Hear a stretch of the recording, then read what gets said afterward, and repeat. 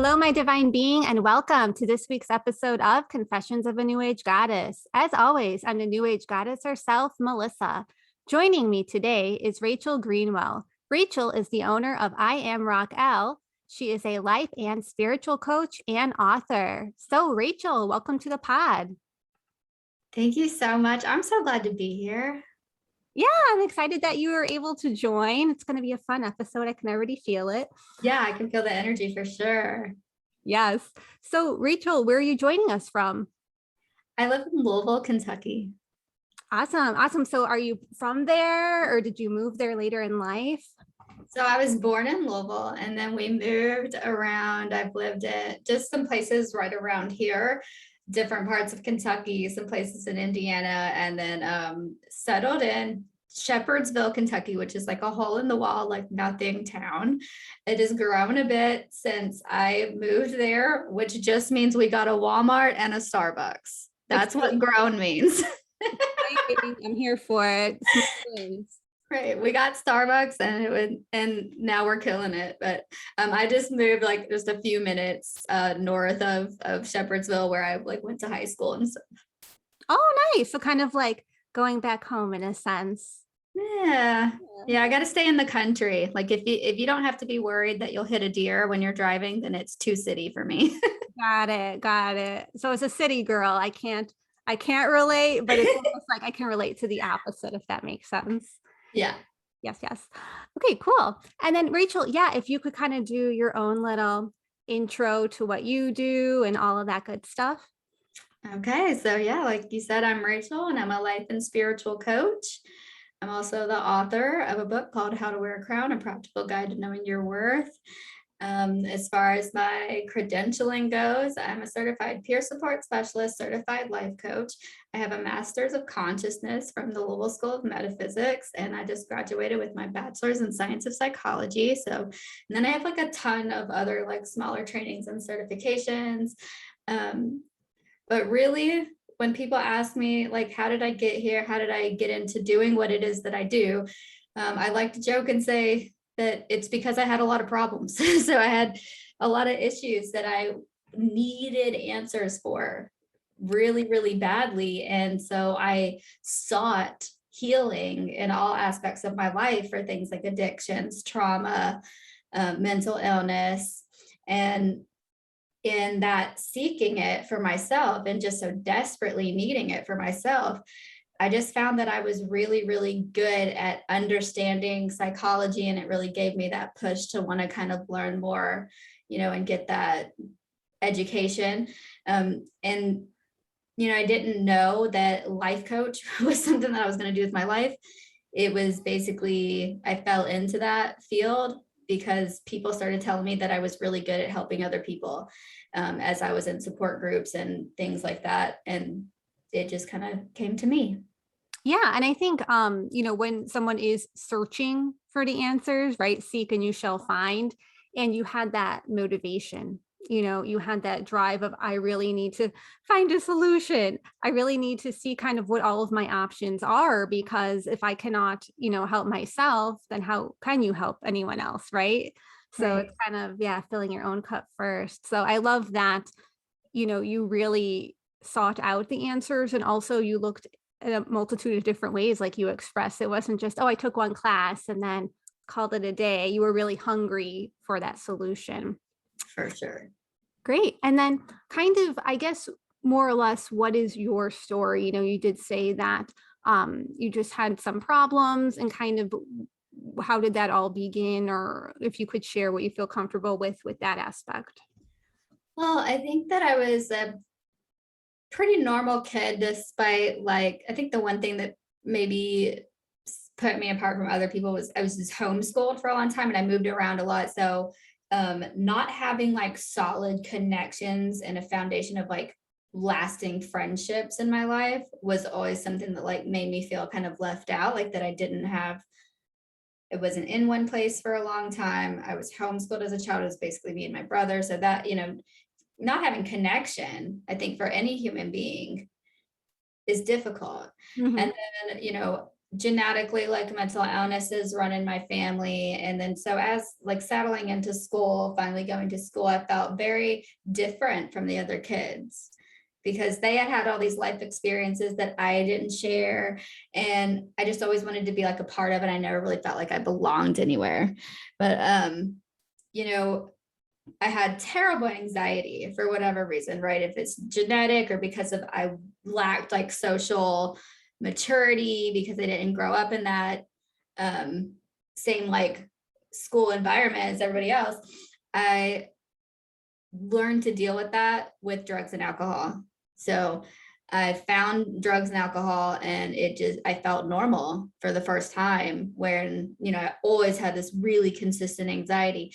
And I think, with that anxiety and what it really was that it did for me was made me feel like it was possible for me to achieve my dreams because I had dreams of doing things where I was doing stuff like this, like being in the forefront. I had those dreams, but I didn't think that I would ever be able to really be in a spotlight at all because of the terrible anxiety.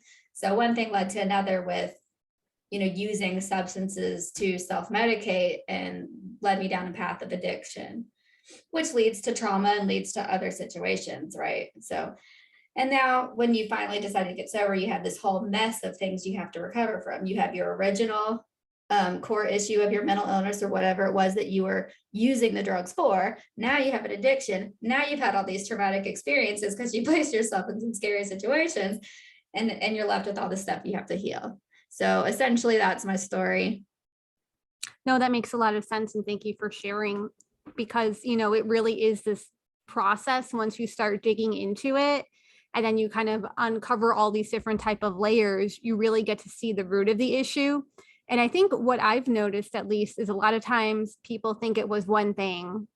Oh, it's just this one thing. And if this one thing was different, and I really, man, my whole life could have changed. But then when you really go to the uncovering of it, it was this other thing. And I was just making this thing that's a minor inconvenience sound so very big, but it was really this other thing that I didn't even want to look at because it was so traumatic.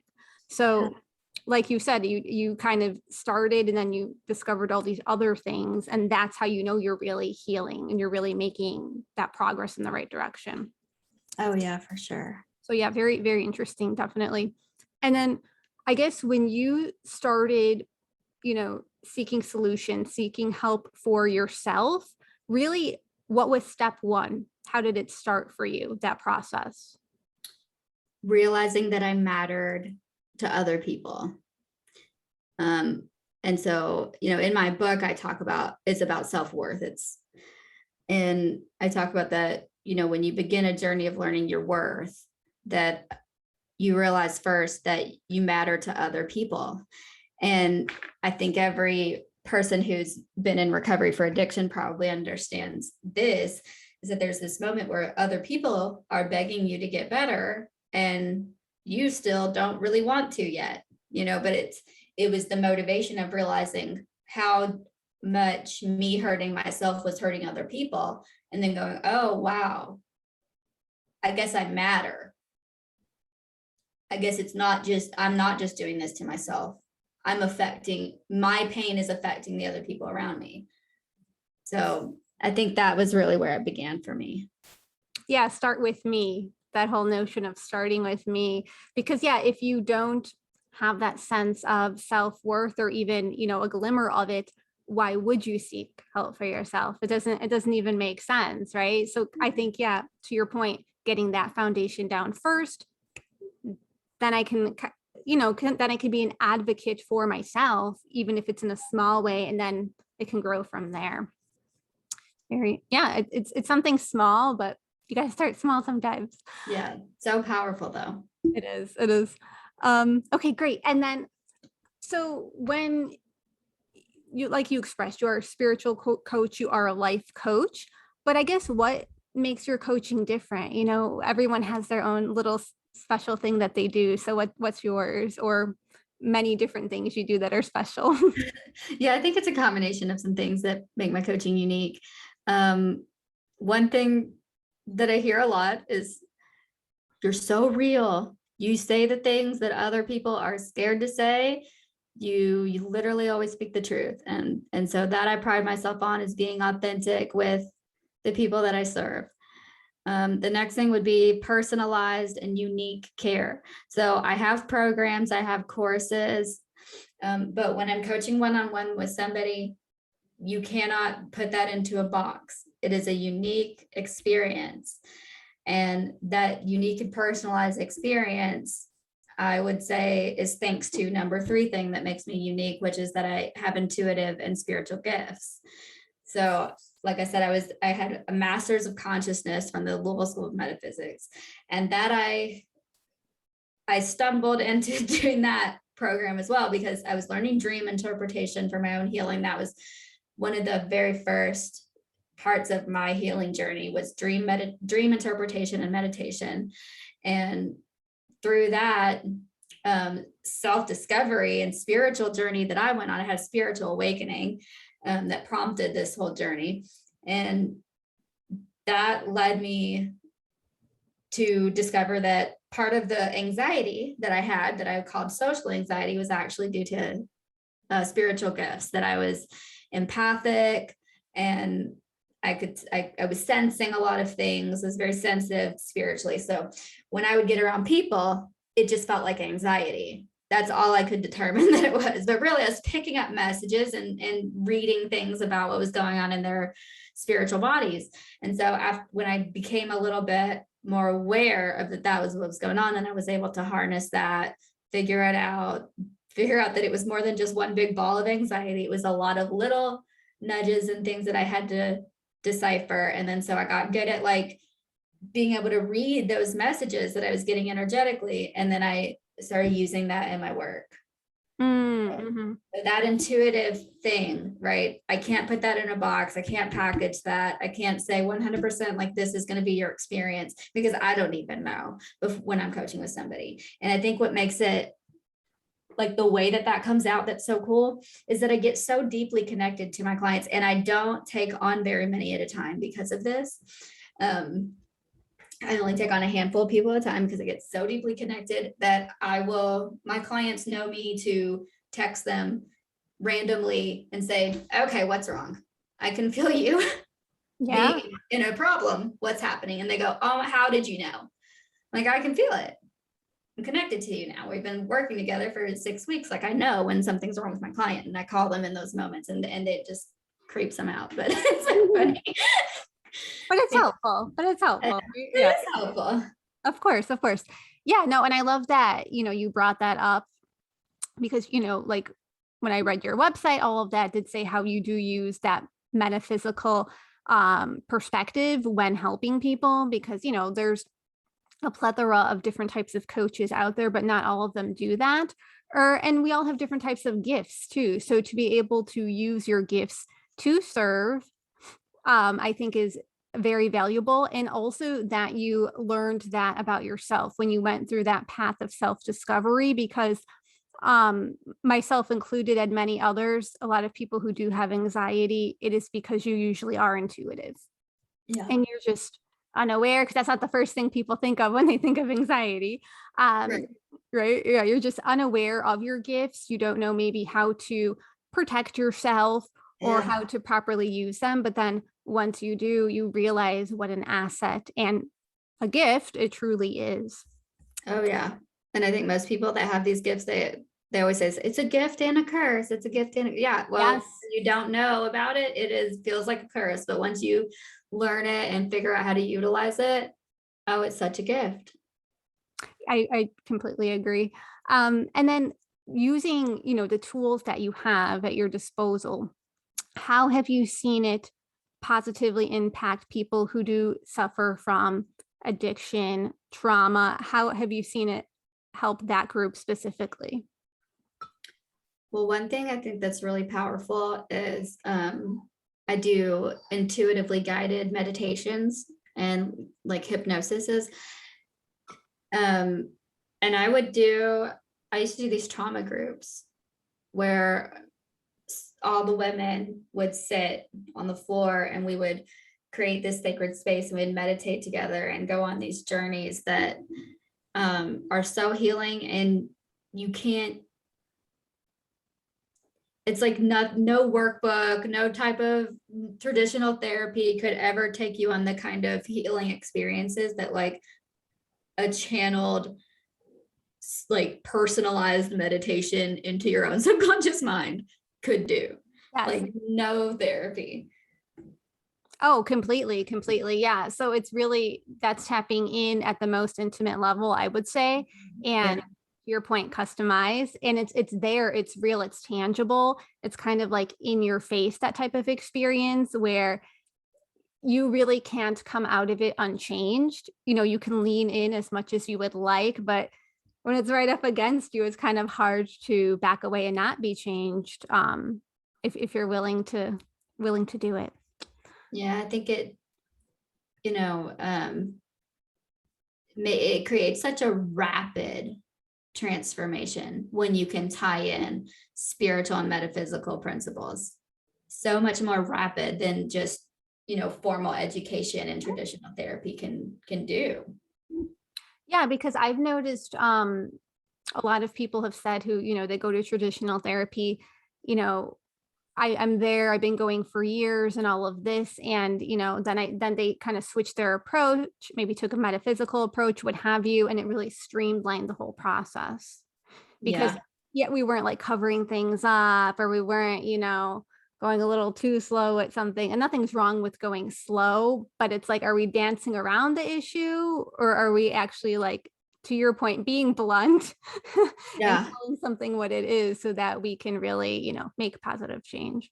Yeah. I think that's one of the things I hear so much is that, oh, I've worked with therapists and psychologists and other coaches and stuff for years.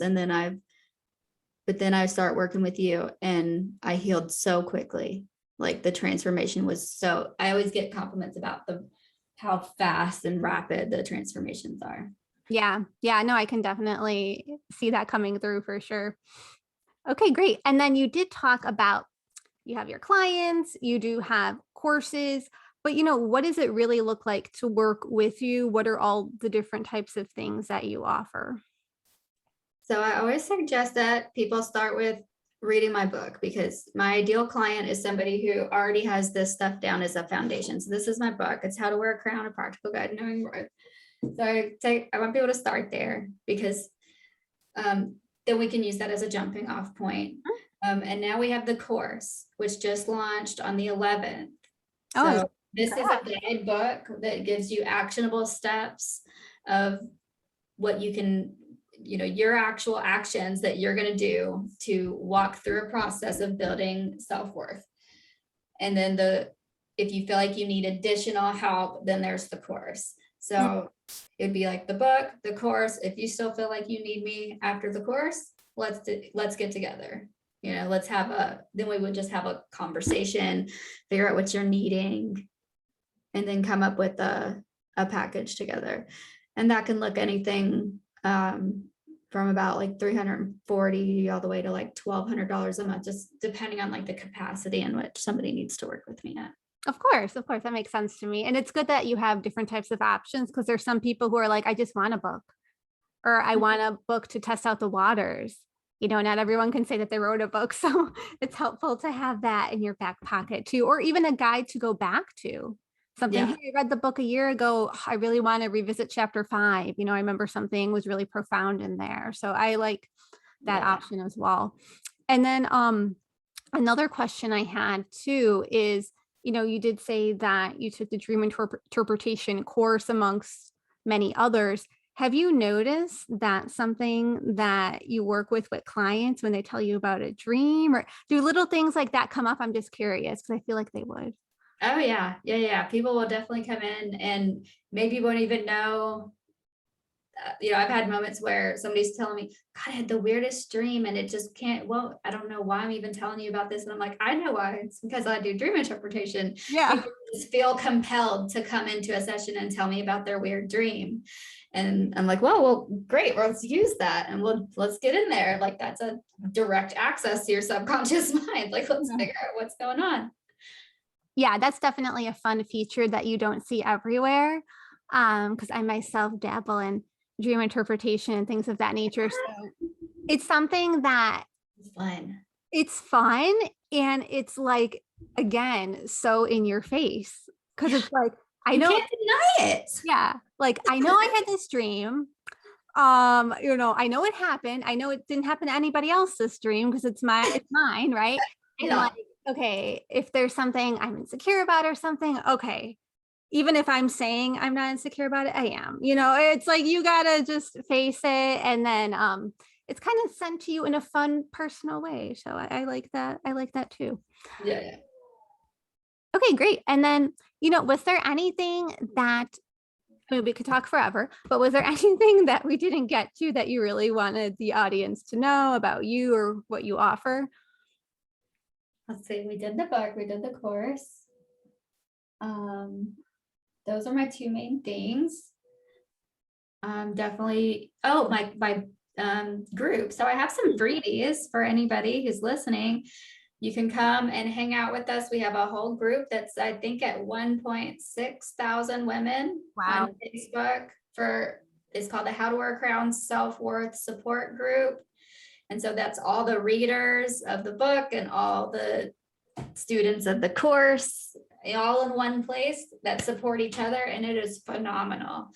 And so it's a great place to come hang out. It's a good place to start because I do free trainings and put tons of content on there for free. So if you want to come hang out in the energy, just feel the vibes, like see what we're all about, then definitely check out that Facebook group. You can catch me on Instagram. I have a regular Facebook page, pretty much every social media at I am Raquel. It's the same on everything. Okay.